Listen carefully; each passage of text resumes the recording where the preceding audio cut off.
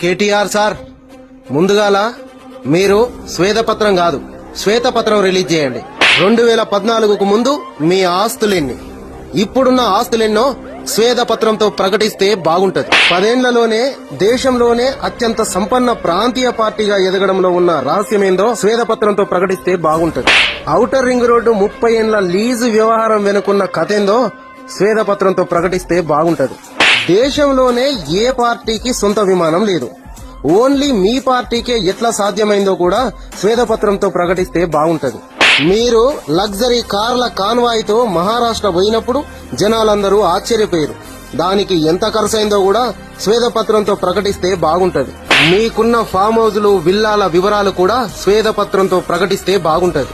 అన్ని జిల్లా కలెక్టరేట్ల చుట్టూ మీ బంధువులు, మీ పార్టీ లీడర్లు చేసిన రియల్ ఎస్టేట్ వ్యాపారాల మీద కూడా శ్వేతపత్రం ప్రకటిస్తే బాగుంటది.